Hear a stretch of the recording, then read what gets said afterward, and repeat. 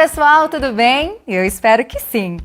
Mais um programa Artefato saindo do forno. E nesta edição você vai conferir uma reportagem com o Guilherme Haas, um tatuador itinerante que viaja o país fazendo o que mais gosta, tatuagens. E a gente recebe aqui nesse cantinho aconchegante que é o Artefato, o diretor de cinema e TV, Xu Xianxin. Ele vai nos contar curiosidades de bastidores e falar sobre como é o trabalho de um diretor. E no quadro Mapeando, a gente conhece as produções e inspirações de mais um artista que está presente no projeto Mapas SP Artes Visuais da Unesp. E cada vez mais as pessoas buscam encontrar um trabalho que coincide com seus interesses pessoais. É a partir desta ideia que o tatuador Guilherme Haas vem construindo a trajetória profissional dele. Como muita gente, Haas é um apaixonado por viagens e por isso ele escolheu exercer a profissão de tatuador de maneira itinerante. Confira agora um bate-papo que eu tive com ele sobre as vantagens dessa vida na estrada e, é claro, sobre tatuagens.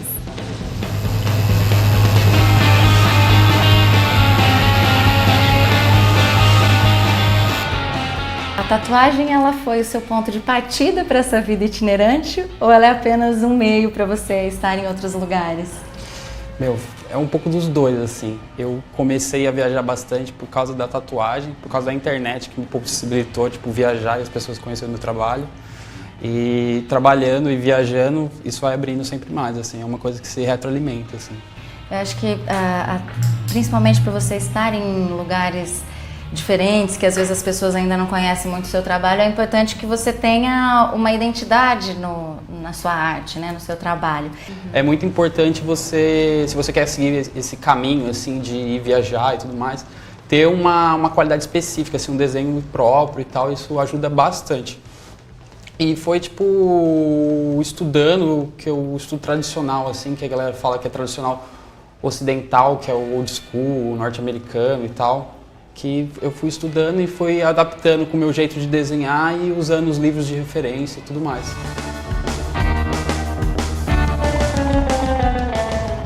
E como é que surgiu essa ideia de começar a viajar, de realmente colocar em prática esse lance de ir para outros lugares, essa itinerância?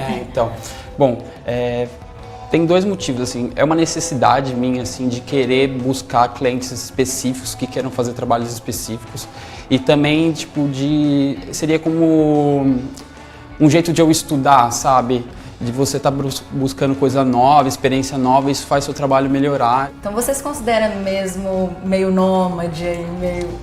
Ultimamente eu tô bem nômade, faz 2 anos, um pouco mais, que eu viajo constantemente, quase todo mês eu tô em 2 a 3 cidades, assim, em diferentes partes do país. E como que é essa sua rotina? Você tem um ponto fixo aqui em Bauru e você passa temporadas nesses lugares? Sim. Aqui em Bauru eu tenho o ponto fixo, que é o Incorpore, que é aqui. E eu também agora tenho um ponto fixo em São Paulo, que se chama Galo Cego, que fica na Augusta. Quais lugares você já conheceu, já viajou para conseguir ir realizando sua arte também? Bom, tudo começou com São Paulo, então São Paulo aí no começo. Americana, da cidade que eu venho e que eu comecei a estar entrando em contato com isso. Depois veio Curitiba, Belo Horizonte, Rio de Janeiro, Recife. E eu fui recentemente para a Europa, eu tatuei em Barcelona, Amsterdã, Berlim e umas cidades da Galícia, Ourense e Santiago de Compostela. Cada região tem sua peculiaridade, assim, cada uma tem um jeitinho de ser, e as pessoas, é claro. Tatuagem é trabalhar com pessoas, assim, então o capital humano é muito importante, assim, você sempre está trabalhando com pessoas, isso te faz estimular. E claro, né, a parte de turistar, assim, né, então você vai nos museus, você conhece a cidade, conhece alguns pontos turísticos e isso é legal de estar viajando. Acho que vem a bagagem cultural e tem a bagagem física também, você traz muitas coisas desses lugares também, né? Sim. Quando eu viajo eu tento sempre trazer uma coisinha, assim, eu gosto bastante de gravura, assim, de estilo e tal, então quando eu fui para Recife eu trouxe algumas. Tatuador tem muito costume de fazer um desenho e fazer um print, né? Fazer uma cópia. Então, normalmente a gente se presenteia, troca isso.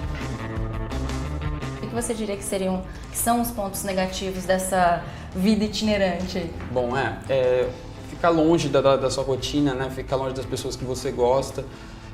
a logística para isso funcionar de um jeito que você consiga economizar dinheiro para não sair uma viagem super cara. É cansativo, né, também. Então tem que estar sempre pesquisando qual que é o lugar certo, qual que vai dar um resultado melhor, qual que é o tempo certo. E os próximos lugares que você tem vontade de conhecer, que já está planejando, de repente, que você ainda espera conhecer dessa forma, tatuando? Sim. Eu tô com muita curiosidade de conhecer Manaus, tatuar lá. Eu sei que tem um cidadão gigante lá e tem toda aquela coisa de Manaus, a floresta. Eu quero ir de novo para a Europa, assim, nesses lugares que eu fui, que eu gostei, e também conhecer outros, né? Talvez a parte da América também e da América Latina, que eu tenho muita curiosidade de conhecer. Legal isso, né? Que a tatuagem acaba possibilitando essas idas nesses lugares, porque aí você vai e ainda consegue fazer uma grana, né, e conhecer o lugar.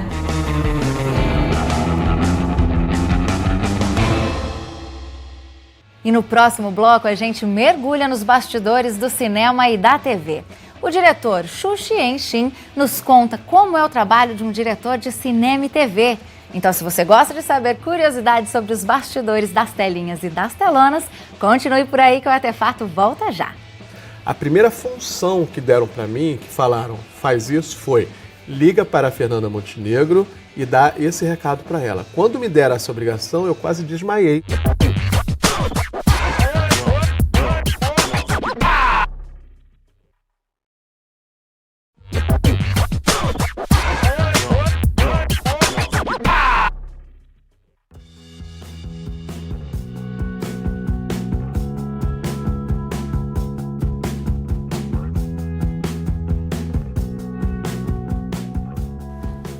Olá, oi, Xu! Tudo bom? Bem-vindo ao Artefato. 2 beijinhos, porque no Rio são 2, né? Exatamente. A gente esquece. Obrigada, fiquei feliz de você ter aceito o nosso convite. Prazer enorme. Ó, você é diretor de cinema, diretor de TV, já trabalhou aí com diretores bem conhecidos, né? O Bruno Barreto, Daniel Filho, Wolf Maia, já dirigiu algumas produções globais, projetos pessoais também. Então eu queria saber o que é que despertou esse seu interesse, né? O que é que te trouxe pro mundo aí do cinema, o universo do cinema? O que me trouxe para o universo do cinema é que eu sempre amei assistir filmes. Desde criança eu ficava em casa assistindo filme e depois cresci, eu fui pro cinema e passava o dia inteiro assistindo filme, porque esse ato de entrar numa sala de cinema, ouvir uma televisão, é você se teletransportar para um universo que sai da sua realidade durante 1h30, 2 horas, esquecer do que acontece lá fora, isso para mim era muito mágico, muito poderoso. E eu passei a vida pensando, meu Deus, como é que eu faço para fazer parte desse universo que é tão encantador, que eu preciso fazer parte? Aí a forma que eu encontrei foi fazendo figuração, que foi a forma mais fácil que eu encontrei de entrar naquele ambiente. Aí depois eu ainda trabalhei algumas vezes como ator, fazendo umas participações pequenas, e aí eu falei, não, eu preciso mais do que isso não me satisfaz. Aí eu descobri, através de um amigo meu, que existia uma faculdade de cinema lá no Rio de Janeiro, que se chama Universidade Federal Fluminense, a UFIA, uma faculdade federal. Fiz vestibular, passei e fiz o curso. E estudar cinema é uma coisa muito gratificante. Tudo aquilo me abria demais os olhos e eu falei, poxa, era isso que eu estava buscando para mim. Acho que o mundo, né, que você te levava tão longe, né, de repente te abriu mais possibilidades. Né? Eu sou uma pessoa muito inquieta, eu preciso mostrar o meu ponto de vista sobre o mundo para alguém. E é uma boa forma, né? Exatamente. O Xu, acho que uma das maiores dificuldades para quem quer iniciar uma carreira profissional é conseguir ali o primeiro emprego, né? E a gente sabe, né, que na área do audiovisual não é muito diferente. Como é que foi esse primeiro passo para você? Existe um jargão no mercado profissional de audiovisual aqui no Brasil que, infelizmente, devo dizer que é a questão do QI, quem indica. Então tem uma coisa assim, quem é que está te indicando para entrar aqui? No meu caso, quando eu me formei na faculdade, eu fui correr atrás de trabalho porque eu não tinha o QI, não conhecia ninguém no mercado, então não tinha quem me indicasse. Então eu fui com a cara e a coragem mesmo. E eu bati nas portas das produtoras. E depois de bater, não, você ouve tanto não, eu falei, ai meu Deus, será que eu desisto? Quase desistindo. Quando estava chegando no final da minha força, eu entrei numa produtora, que era a LC Barreto, que é uma grande produtora de cinema do Brasil, quando eu estava saindo do elevador para entrar no escritório e deixar o meu currículo, quem estava entrando no elevador? A dona da produtora. Ai, meu Deus. E eu sabia que era ela porque eu via no jornal, sabia quem era a Lucy Barreto. Ele olhou para mim e falou assim, não te conheço, quem é você? O que você veio fazer aqui? E o que você quer aqui? O que você quer aqui? Aí eu falei, olha, dona Lucia, eu vim deixar meu currículo porque eu gostaria de entrar nesse mercado, eu não sei como, estou deixando meu currículo, eu sei que vocês não me conhecem, mas eu preciso trabalhar. Ela viu minha cara de pau, porque nesse mercado eu falei aos meus alunos lá na rádio. Tem que ser cara de pau, né? Tem que ser cara de pau, você tem que mostrar. Então, o que eu sempre falo para as pessoas é, às vezes, não somente o talento ajuda. O talento, às vezes, tem que vir acompanhado de sorte e oportunidade. Eu digo que essas três coisas meio que caminham juntos. Que foi o que aconteceu comigo. Legal. Não. E você foi assistente de direção durante 16 anos, né? Até se tornar um diretor. Como que foi esse processo de transição para você? E eu já vi casos de profissionais que foram convidados a dar um passo adiante e que depois eles se deram mal porque ainda não estavam prontos para assumir aquela nova postura. Não estavam maduros o suficiente. E eu tinha isso em mim. Eu falei assim, eu preciso amadurecer nesta função para poder absorver a próxima, porque tudo é muita pressão. Por exemplo, você ser assistente de direção, já existe uma pressão em cima de você. Você ser diretor, nem se fala, a equipe inteira, todos os atores em cima de você. E eu não me sentia pronto ainda a assumir essa função de diretor. Aí eu falei, como que eu dou um passo adiante se as pessoas não conhecem meu trabalho como diretor? Como é que elas podem me convidar? Não tem como alguém me convidar se eu nunca viu meu trabalho como diretor. Então eu resolvi produzir um curta-metragem, eu escrevi um curta, eu botei edital, mas não ganhei edital. Banquei, juntei um dinheirinho, banquei, chamei os amigos meus profissionais de mercado e fizemos o curta. Que graças a Deus ele saiu com bastante qualidade, foi selecionado para o Festival do Rio, que é um festival muito importante do Rio de Janeiro, e essa exibição já foi um chamariz muito grande. Uma única exibição desse curta num grande festival já chamou a atenção das pessoas. No dia seguinte, eu já recebi um e-mail da Rede Globo. Olha, queremos conversar com você, nós vimos o seu curta, não sei o que, parará, parará. Conversei, nessa reunião não saiu nada ainda, só foi sair depois, 1 ou 2 anos depois, quando eu realizei outros curtas, que aí saiu realmente um convite concreto de direção. E a gente está comentando, né, do trabalho de assistente de direção e do diretor. Quais são as diferenças entre essas duas funções? Olha, basicamente o assistente de direção é quem organiza o filme, é quem vai fazer plano de filmagem é um documento que vai dizer o que você vai filmar, qual dia. Amanhã você vai filmar na praia cenas tal, depois vai filmar isso, então ele faz o planejamento. Ele toca o set, que é dar agilidade no set de filmagem para que todas as cenas do dia sejam cumpridas. Ele ajuda o diretor a organizar a equipe, o elenco, marcar a figuração em cena, enfim, de uma forma geral ele organiza o filme para o diretor. Tem vezes que o diretor fica sentado na cadeira, e é verdade, não é desmerecimento não, porque o diretor está lá esperando que o seu assistente bote tudo em dia para que ele, diretor, dirija os atores, comande a equipe e dê ação. Ou seja, ele vai passar para o seu assistente toda a necessidade para que ele possa trabalhar com os atores e a equipe. Você dá aula também, você é professor também de cinema, né? O que você acha, assim, quais características uma pessoa precisa ter para ser um bom diretor?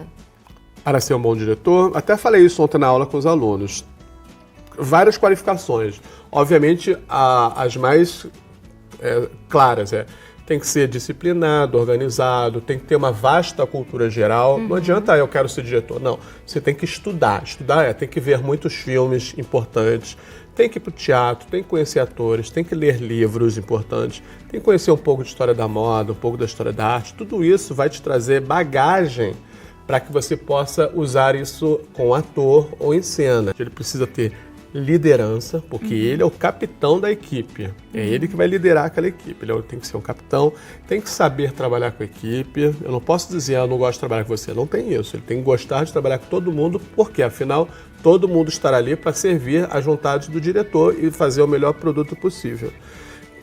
Responsabilidade, enfim, acho que são as qualidades meio óbvias assim, mas que são importantes para o diretor. Como a gente comentou aqui, né, você dirigiu algumas grandes produções, né, na Globo, Sexy e as Negras, Pé na Cova. Agora, quando você faz parte de uma produção dessa, uma produção que tem grande visibilidade, surgem novas dificuldades? Surge que, como você falou, por ter grande visibilidade, a pressão sobre você é maior. Você realmente tem que entregar um produto de altíssima qualidade. Ainda mais que todas essas duas produções que você citou tem um elenco maravilhoso, mega profissional, como eu já citei. Miguel Falabella, Marília Pêra, Diogo Vilela. Sim. Agora, trabalhar com pessoas, né, a gente sabe que sempre gera algumas situações inusitadas, né? Acho que ainda mais no universo do audiovisual, né? Cinema, TV, enfim. Tem alguma situação engraçada ou inusitada aí que você já passou nos bastidores aí, que você poderia dividir com a gente? Primeiro estágio que eu fiz na vida, que foi nesse filme da Alice Barreto, que foi O Que Isso, Companheiro, eu fui estagiário de direção. A primeira função que deram para mim, que falaram, faz isso, foi liga para a Fernanda Montenegro e dá esse recado para ela. Quando me deram essa obrigação, eu quase desmaiei, porque eu falei assim, meu Deus, como é que eu, que vim não sei da onde, vou ter essa responsabilidade de ligar para a Fernanda Montenegro e dar o recado para ela? Eu falei assim, meu Deus, é demais para mim, eu vou desmaiar. Aí eu tive que ligar, aí eu peguei o telefone rezando, pelo amor de Deus, tomara que caia na secretária, tomara que na secretária eletrônica. E caiu na secretária eletrônica. Quando caiu, eu cuspi o recado para ela e desliguei suando frio. Porque essa coisa de você lidar com egos e com as pessoas, às vezes dá uma insegurança muito grande. Sim. Porque é muita responsabilidade. As pessoas têm uma bagagem muito maior que a sua. Você acabou de filmar, né? Um longa, que é uma comédia, Ninguém Entra, Ninguém Sai. Isso. Queria que você comentasse um pouquinho sobre esse trabalho. É um filme baseado num conto, numa crônica do Luiz Fernando Veríssimo, que saiu publicado no jornal. Aí o roteirista Paulo Raume, ele pegou essa crônica e transformou no roteiro. Que é uma história sensacional, uma comédia bárbara, com um elenco gigantesco, um elenco que une várias gerações de humoristas tipo Antônio Pedro, Anselmo Vasconcelos, André Matos, a novos talentos, tipo Rafael Infante, Letícia Lima, Daniele Vinicius. Então, uma junção maravilhosa de talentos do humor. Numa história que é divertidíssima, deve estrear no início do ano que vem, que eu vou falar só duas linhas sobre o que é a história. Tem um motel na cidade que está bombando, um motel muito sofisticado, e vários casais vão para esse motel para poder passar a noite. Só que rola um surto de possibilidade de vírus na cidade, e existe uma possibilidade do vírus estar circulando nesse motel. Ou seja, quando esses casais saem, eles são proibidos de sair do motel. Aí chega a polícia e os médicos e falam, vocês não podem sair. E eles são obrigados a ficar em quarentena nesse motel. Imagina a loucura que não vai acontecer ali. Eu acho que dá para se divertir bastante com essa história, né? A gente tem curiosidade de saber assim, o que é que você gosta de ver, quais são os diretores, os trabalhos que te inspiram. Olha, diretores que me inspiram, eu vou dizer que são muitos, mas eu vou citar alguns poucos, senão eu vou ficar também horas falando, porque realmente tem muitos que me inspiram. Primeiro lugar, Woody Allen. Eu adoro o tipo de humor cáustico, sobre o homem moderno na grande cidade. Eu me inspiro e me baseio muito na figura dele. Tem outros diretores que são irmãos, belgas, talvez as pessoas não conheçam muito, para mim foi fundamental, que se chamam Irmãos Dardenne, que é o Jean-Pierre e o Luc Dardenne, que eles já ganharam vários prêmios do Festival de Cannes. Por que eles são importantes? Porque eles fazem um olhar documental sobre a figura marginal. Como eles foram diretores de documentário, eles trouxeram essa narrativa documentária para o filme de ficção. Então, uma câmera que vai acompanhando o seu personagem. E essa narrativa, me transformou, que é o olhar social sobre aquela figura marginalizada. Isso, para mim, foi fundamental. E acho que hoje em dia, com comunicação, é importante que as pessoas tenham essa sensibilidade. Com certeza, isso é fundamental. Aí tem outros que são óbvios, Scorsese, Hitchcock, Kurosawa, enfim, aí é uma infinidade que fica difícil de falar aqui. Legal. Para quem tem interesse em viver um pouco desse mundo meio maluquinho aí do audiovisual, desse universo todo, que dica que você dá para quem está querendo iniciar a carreira ou de repente está saindo aí da universidade? Obviamente, quem quer dar início a essa carreira, obviamente, entrar para uma faculdade de audiovisual. Se especializar. Se especializar. Isso é importante, porque você vai aprender linguagem cinematográfica, vai ter referências de filmes clássicos, vai discutir cinema e também televisão com profissionais e com os colegas de turma. Isso é fundamental. O que é importante? As pessoas que trabalham com cinema, elas são da área de comunicação. Isso quer dizer que elas têm que ser pessoas comunicativas. Então, se a pessoa é introspectiva, é tímida, tem que se virar. Se você continuar tímido e introspectivo, você não vai para frente. A pessoa tem que ser comunicativa, tem que falar e dar o seu ponto de vista sobre aquele projeto. Entre na faculdade para exercitar isso e depois de formado, pegue seu diploma, monte o currículo acadêmico e vai atrás. Bata nas portas das produtoras, fica só mandando e-mail achando que está dando recado. Bata nas portas das produtoras, mostre sua cara de pau e vai adiante, né? Legal, Chu. Quero agradecer muito a sua presença, viu? E desejar sucesso aí na sua carreira. Ah, obrigado. E para todo mundo que está se formando, vamos lá, vamos correr atrás. Isso aí, obrigada, viu?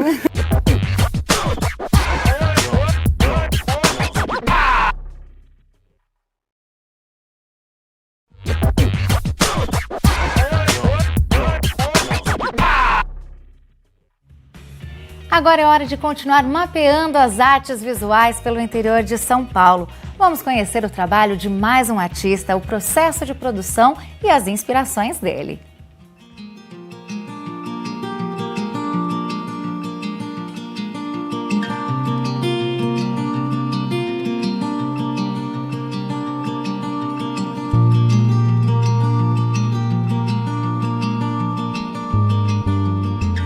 Eu sou Eli Dabos, artista plástica, já estou há mais de 40 anos no mercado, sou formada pela Unesp de Bauru e é uma trajetória grande, sofrida, mas ao mesmo tempo de muitas alegrias.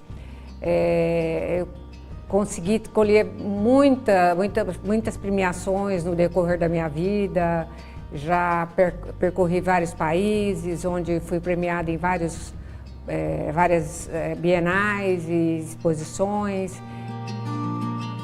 Isso já vem desde criança, onde eu vi o primeiro caderno da minha professora de matemática, tinha uma paisagem pintada com um lápis. E eu tinha 7 anos de idade e pedi para ela copiar o caderno, né, que isso me chamou muita atenção. Daí, para a escolha da profissão foi um pulo, né? Porque eu acho que a criança já vem no despertar. Eu trabalho muito em cima de alguns temas. Então eu foco em determinada exposição quando eu sou convidada e em cima daquele tema estudado eu vou pesquisar para justamente tentar elaborar uma série, né, de um trabalho bem estruturado. O meu trabalho é galgado em cima de um desenho, né? Eu venho de uma escola acadêmica onde o desenho é fundamental. Então, mesmo os meus abstratos, eles são trabalhados em cima de um desenho. É meio que um figurativo contemporâneo que entra na parte da abstração. Eu falo que o artista evolui todo dia, né? Ele tem que trabalhar, ele tem que estudar para poder evoluir. Olha, para o artista a obra nunca está pronta, né? Ele tem que chegar num ponto e achar que está bom, né? Na verdade a obra nunca vai ficar pronta. Então, quando eu acho que o trabalho está ficando bom, eu viro ele para a parede, né? Porque eu falo, bom, eu tenho que terminar e tenho que começar um outro. Hoje eu estou elaborando uma temática de abstratos e a temática é abstração nos moldes atuais.